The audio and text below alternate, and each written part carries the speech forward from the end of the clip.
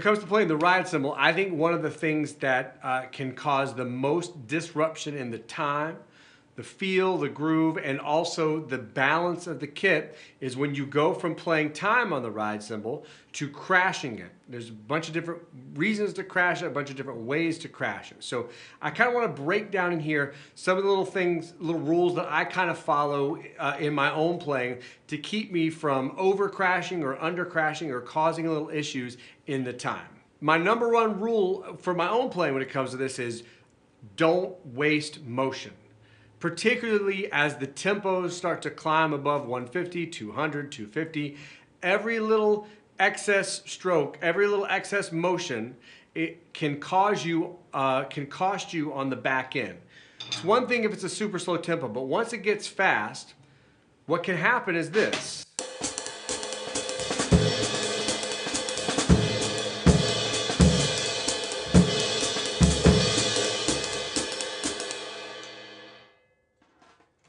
Now, what went wrong there? First of all, listen how the balance of the kit got completely thrown off. It was a lot of ride cymbal. I was obviously trying to dig in with my bass drum as well to kind of compensate, but you're getting a lot of the crash. You start losing the stick definition. The other thing is that the time suffered.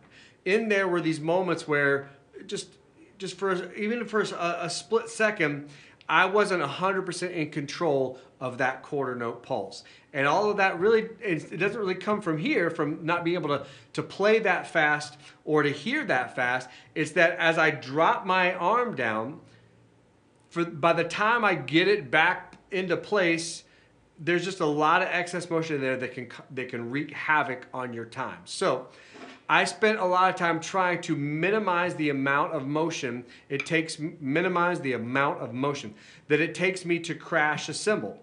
Now, everybody's got their own technique to this, so I'm just going to show you mine. I've seen lots of others, but for me, I like the concept of keeping the tip of the stick on the ride cymbal. That's my position, my time position.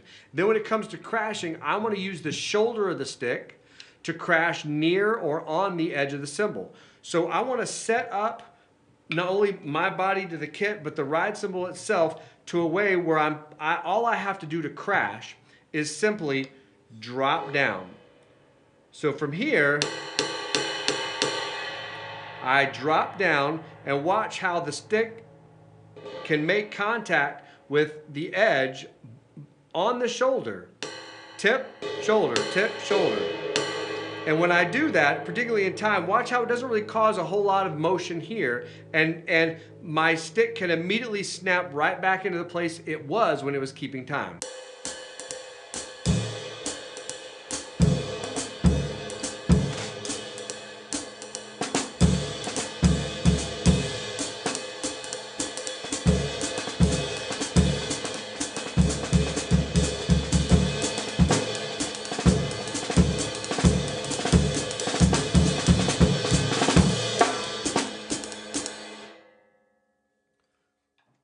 Lots of crashing in that segment, snares on, snares off. But during that, you see that I'm really not using a lot of motion. There's not, and I'm still getting a big sound out of the cymbal. I'm opening up the cymbal by catching the edge. The closer you catch it to the edge, the quicker it's gonna open, right? The sooner it'll start speaking. And really, it's not a whole lot of motion for me. I could do multiple crashes in a row without having to overcommit physically or without opening up the cymbal too much where I can't then immediately get stick definition. So whether it's that little drop that I do or some other motion, I know some guys will basically crash out here to the outside.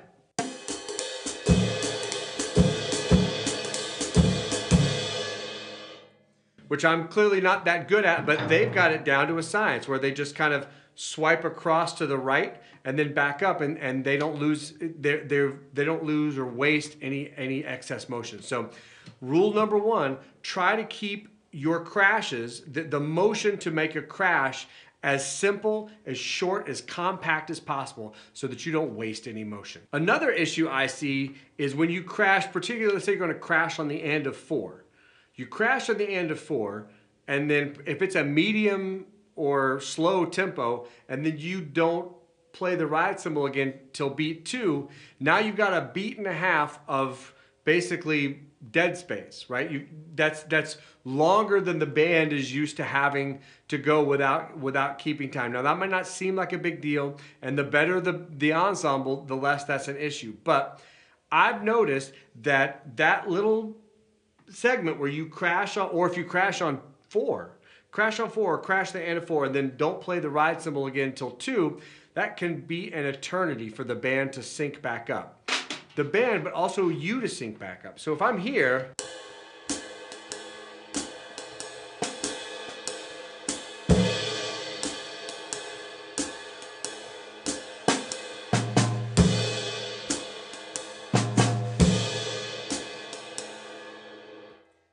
that space in the middle there, it can really is a pitfall. It's so easy for somebody to jump, for you to jump, and even you kind of have been relying so much on the steady quarter note pulse. You put extra effort into the crash, and then you don't come back to 2. One thing that I picked up, I hear a lot of great drummers do, is that they'll ever so subtly re-attack on 1. Check out, maybe the exact same thing, but notice after I crash on the end of 4, I'm gonna ever so slightly catch 1. So it's not gonna prevent the crash, 2, 3, and 4, and 2, 3, and 4, and 1, 2, 3, and 4, and 1, like that. Here we go.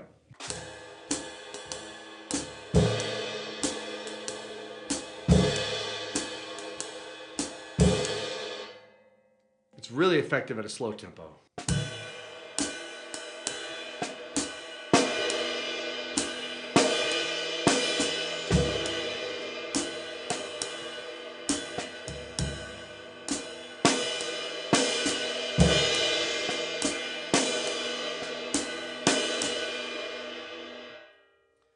You can hear that it doesn't really interrupt the crash, the decay of the cymbal, that accent, but it does keep that pulse connected for all 4 quarter notes. Think about our phrasing issue or our phrasing approach of trying to make all 4 quarter notes even. So when you do crash, particularly at a slower tempo, consider re-attacking on 1 just ever so subtly. And depending on your technique, for me, that's fairly easy to do because I'm already on the way back up. And 1, 2, 3, 4, and 1. So if you've got your motion down to something small where you're not doing some big motion to crash, it's way easier to then to re-attack 1. That's another issue I see that can kind of mess with our time just a little bit. Few other things I want to talk about in terms of making the most out of this idea of crashing the rides. The last part is there are 2 different ways to approach crashing, and I think of it in terms of regulating how much I'm putting into that crash. And really I can think of it in 2 separate ways. One is this a crash that I think as being within the time, as if the crash itself is like a comp? So check out how when I crash, if I crash on the upbeat, it kind of has the same sound and tenor as if I'm doing it with the snare drum and bass drum. So I'll put some snare drum and bass drum comps in there as well.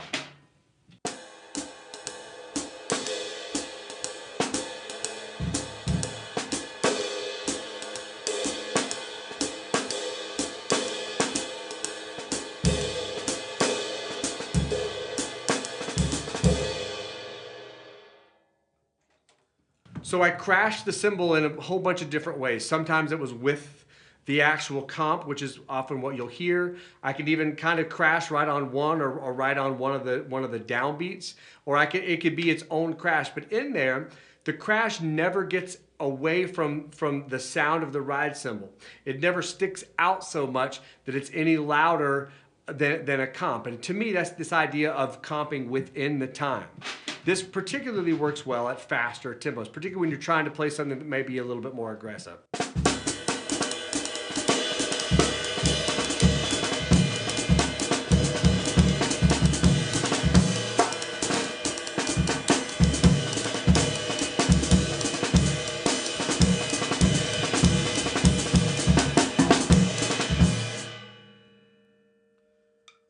So in there, I mean, obviously that was probably way more crashing than I would normally do, or that's like at the peak of a particular solo. But the whole time I'm crashing there, the cymbal's never getting too big, And you can always kind of still hear my stick definition in between, and it really is part of the time. That's the first kind of way that I can think about regulating how much crash to do. The second way is thinking of it as a big event, as dropping the bomb, if you will, in which case we do want to open up the cymbal a lot. And you can do it on the same cymbal. You can also use that as an opportunity to, if you've got a nice flow going here, you want to drop the hammer on that cymbal. Let that cymbal fully vibrate on its own, and then get right back to playing the time. So I'm gonna do some where I'm gonna crash with the same ride cymbal, and notice that it is definitely harder to then get back into that time, but worth the effort when you really want to kind of hammer it home. And then other times I'm going to crash on the 22 over here and basically keep it as a separate thing from the instrument I'm using my timekeeping for.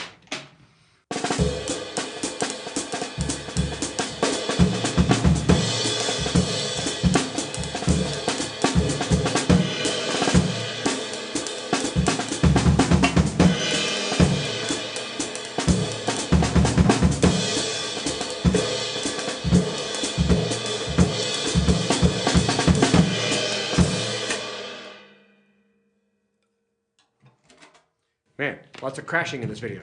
Point being is that you can hear there that those crashes stick out more on purpose. They drop the hammer. They basically take the forefront of the conversation, the musical conversation that you're having. So because of that, you have to be a little more cautious as to how to dig in without physically overcommitting, but still getting a nice big fat, like ride cymbal, bang! Like that's supposed to stick out. If you were in a rock band, you'd have a ride cymbal, and then you might reach over and hit the crash, which sticks out in a different color or texture or timbre than your ride cymbal. Often in jazz, we like having cymbals that are multi-purpose. We can get all sorts of colors out of them. So find the spots on your cymbal where you can really open it up quickly so that it has a different sound to it than your regular ride cymbal. And also, that's a great opportunity to play one of your other 24 cymbals to just open up and crash without it having to affect the ride cymbal. But again, you want to think about regulating that. You know, I don't want to have one kind of crash in terms of intensity. I want to be able to move that up and down depending on the intensity of the song.